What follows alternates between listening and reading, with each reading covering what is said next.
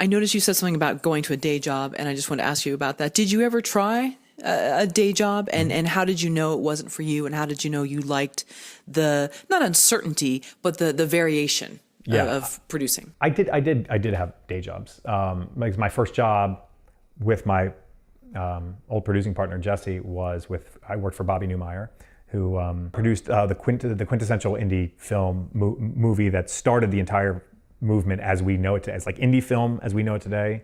Bobby produced the movie that started it all, which is Sex, Lies, and Videotape back in '89, right? Fantastic. I mean, that was the one. That was before Pulp Fiction and Clerks or any of those. I mean, that was like the one. I mean, there were indie movies before that, like Blood Simple and stuff, but they didn't kick off the movement the way Sex, Lies did. Like that was like this whole groundbreaking thing that inspired filmmakers to like, hey, we can do this.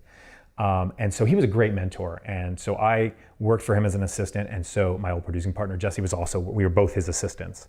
So day job working for Bobby, we were working on Training Day, on a movie Training Day, and on another movie called National Security with Martin Lawrence and Steve Zahn. It was a comedy, like buddy kind of cop. And then Santa Claus 2 we had in development. So Bobby was very prolific. And then at night, that's when we were like hitting up bands and shooting videos on weekends and things. So, you know, I worked for him throughout 2000 to like the beginning of 2001. I got into UCLA, and that's why, I mean, I couldn't be an assistant, and because the hours are just too, especially for like a big producer. But I learned a lot about the studio system working for Bobby, because he had deals with Warner Brothers and Intermedia.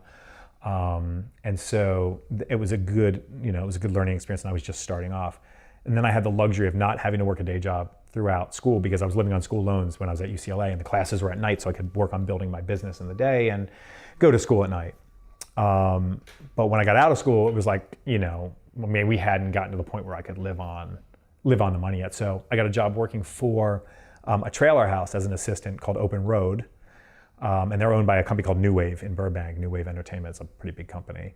And I kind of transitioned up through the ranks in New Wave, and became a supervisor for the print department. So we did all the posters for we did Borat and Fantastic Four. And we had done a lot of, Simpsons and stuff, Fox stuff.